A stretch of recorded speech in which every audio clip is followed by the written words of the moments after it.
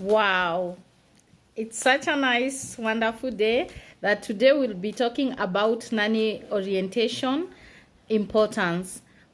For sure, once a new nanny comes into your home, you're supposed to orient the nanny.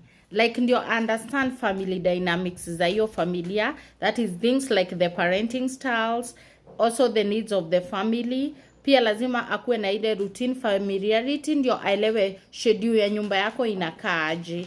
Then there is that clear expectations like duties na pia elewe responsibilities za hiyo nyumba.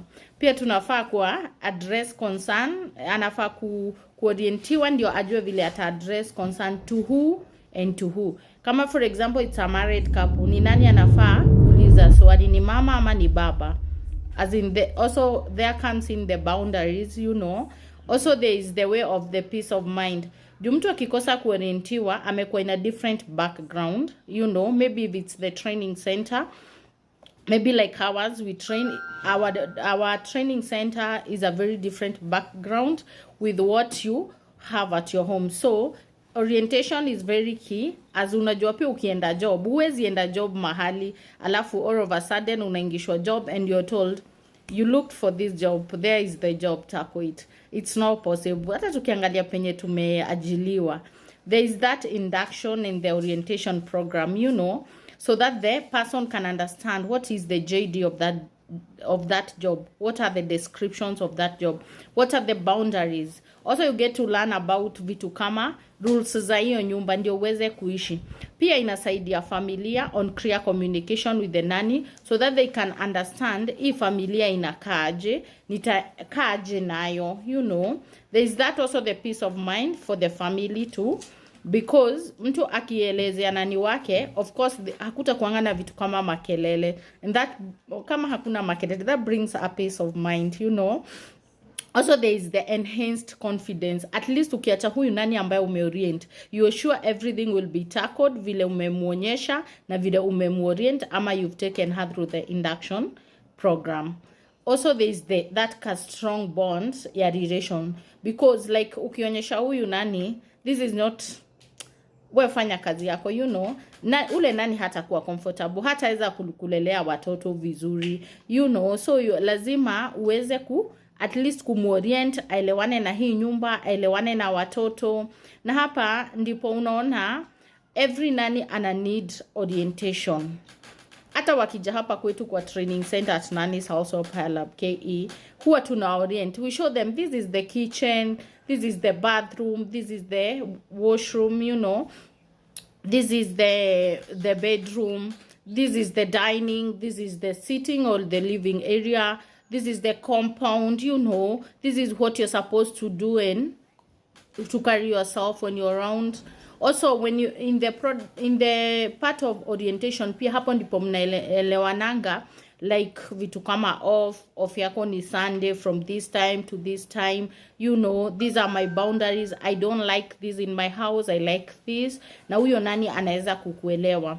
My babies are fed like this, not like this, Here the meal menu is like this, not the way you used to do it somewhere else, ama where you've been working, ama how you've been trained. That is the chance you get to at least to associate with your nanny from the word go.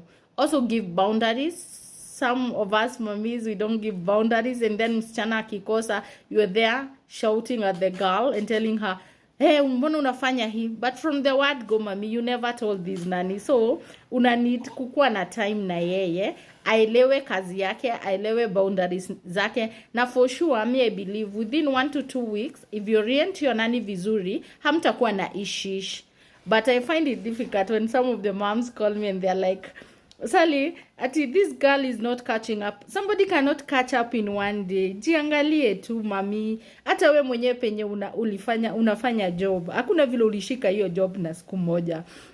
I believe in most companies induction ama orientation program inakuanga 1 to 2 months. So that unajifamiliarize na kila kitu. Hapo ndipo unapeangwa rules za kampuni, the do's and the don'ts, Pia wewe huwezi kakuwa una harasiwa the first one day ama the second day, hauja catch up. So hata sisi kina mom tupe hawa rembo time wa learn environment ya kazi yenye wanafanya. And for sure I have seen that all the clients that orient their nannies, they stay with them. They're able to have a good and a strong relationship.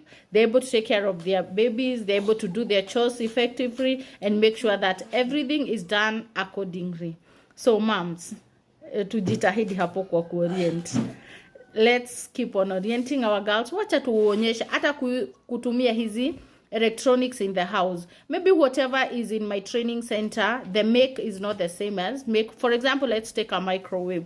You may find whatever kind of microwave that I have in my training center is not what is in your house. So lazima uonyeshe ule dem kuitumia. The washing machine, lazima umuonyesha maybe it's a pressure cooker, mfunze kutumia. Usisikie uchungu kumuonyesha. Jua hata sisi tujiangalie tu, wakati tulikuja tao, enye hatukuwa tunaelewa hizi vitu. Some of us tulitoka ushago, tukajipata town. Hatujui hata kuoperate chochote. But with running and with time, tumekuja kujua kila kitu. Tumejua pia kuoperate hizi electronics apparatus. So, tusione wale nani kama wako chini sana. Hata sisi siku moja tulikuwa chini na ndio maana Mungu ametufikisha hapa. So kindly let us just take these nannies well, orient them, let them learn each and everything. Pole pole tu, kila kitu ni slow. But usitake kumpeleka mbio. Ukimpeleka mbio, you might keep on hiring and firing, you know. And the more you bring many nannies to your kids, the more pia hawalewi vizuri. So kindly to orient hawa wasichana ndio tuweze kukaa na hawa nannies for a long time, other than just kushinda tu tukihire and fire. It's not the best thing.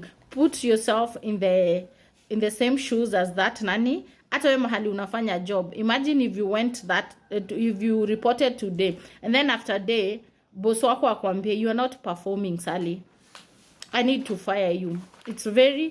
It's very frustrating, it's very demotivating. So hata sisi to understand, juu hata sisi hatujuangi kila kitu, and no one is perfect 100%. I will tell you, you being the client, you're not 100%. Me being the trainer, I'm not 100%.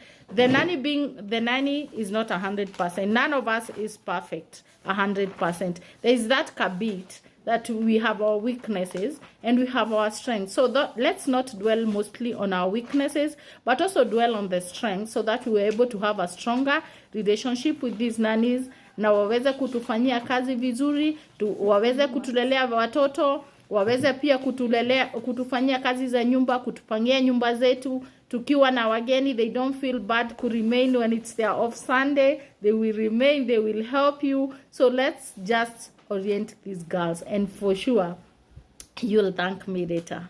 Thank you.